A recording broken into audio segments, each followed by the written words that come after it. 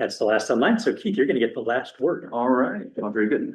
Keith Rootsaert. I'm with the Giant Kelp Restoration Project, and I listening to Bernard today, I kind of feel for him, because I'm kind of in a similar situation where I've been trying to do this for 8 years, and I retired 2 years ago to just do this, and I'm still kind of waiting to get started in a real way.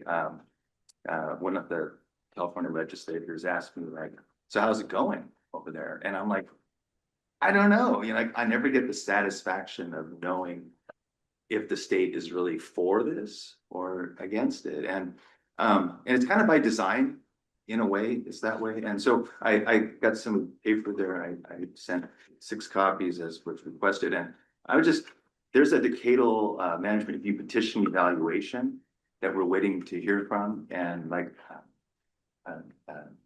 Dr. Schumann said, it's coming soon, but I never really know when it's coming. And it's like, is it something good? Is it something bad? Can you email it to me? Like, can I know what is the evaluation going to be? Not answering. I'm going to suggest you speak offline about that, okay? Rather than because it's the public Yeah, comment. so we are, when the evaluations are released, as we did before they were released, we notified all of the petitioners, right? Did you get an email from us? Yeah. So you got we did communicate with you? Yes. That petition evaluations were not out yet, and then they would be coming. It'll be coming on I included that on the bottom of what you had sent me. Yeah. So I heard it was going to be the 6th, and then on the 6th we heard it was going to be like. And you got another communication. I got another one. Right. Saying, you will get another one when they are released. Okay. Okay. So it just, when we hear that we're not getting, we were communicating, right? You're communicating. Thank you. You may not like the answer. I may not like the answer, but I'm waiting to. Okay. And then the Ocean Protection Council, Katie's here too, but this is not her bailiwick. We applied for a grant with them for the Prop 68, Advancing 30 by 30 in Coastal Recreational Waters. And that was supposed to be out February 20th. And then I got an email from them saying, we don't have a timeline yet. So we're kind of waiting on that one as well. And there's also. Thanks for bringing that up, just sharing that, as I'm sure you're aware, we did receive a large volume petition of, applications. And in order to give all of those applications the appropriate time, we needed to take more time. So I'm sure those announcements will be coming out soon. Yeah, thank you for that. Yeah, I was concerning to me, it's not really your issue, but like there was these LOIs, there was 147 of them. And they should have only taken some, but they took 127. And it's a massive project to analyze them all. So that's for the OPC. That's for the OPC, not me.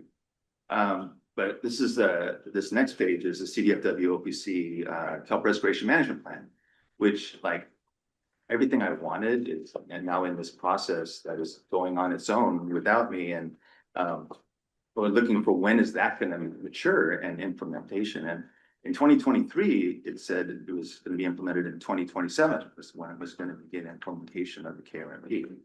But now we learned in January of this year that it's 2028. So that slipped a year with the Kelp Restoration Management. And they also said in the latest thing that there's a public draft is anticipated in 2027. Well, we thought we'd get a public draft to look at before that. Okay. But we're not. But maybe that's not your. I think we had previously addressed the different interpretation of the timeline, but the timeline has not changed for the parent. Looks like it changed by a year, but okay. And then the last one is one that you're very well familiar with, and I thought it was kind of cute. I was looking through my notes and I found that when I first submitted my petition for the DMR petition, it said we'd be scheduled for February 2023. And now we're gonna have it on April 21st, hopefully. But we don't know the location and time yet of where it's gonna be in Half Moon Bay.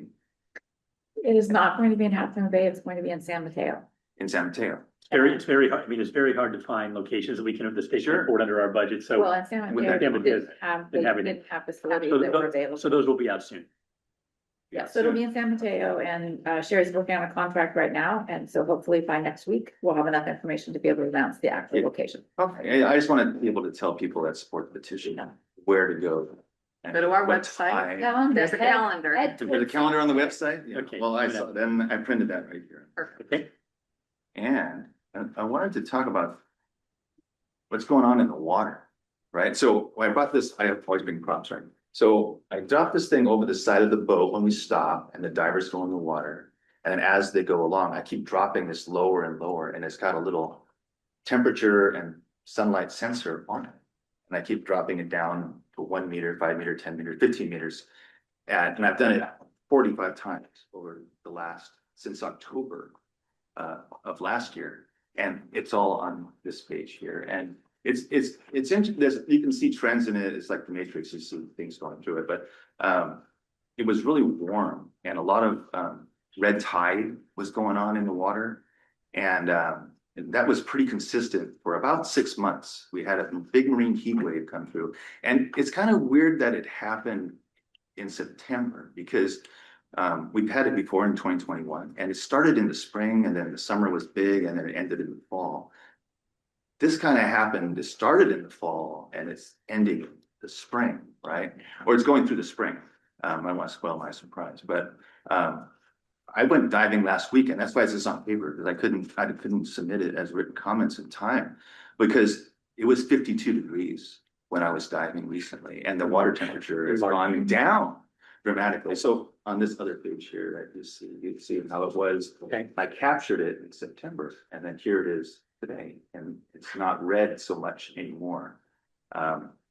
And the point of that is that there's a nice graph of it here. You can see how it was pretty warm for a while and then cold water came, kind of lapped against the shore and then it went and then it went down to 53 degrees, right? And that's on a buoy that we have marked there. And so, and this is my computer. I went diving, it's 52 degrees. So the forecast is perhaps super El Nino, perhaps in May. So it's now is really the time. And I realize like The time for what, Keith? the time to go and do something about the kelp while there's a good time to do it. Okay, okay. And I'm that's gonna kind of ask, my, you to wrap up. yeah, well, that was my point, is that these timelines are human constructs, but the ocean has its own timeline and it's on its own table. So hopefully we can get in the water soon. Thanks, Keith. Appreciate it.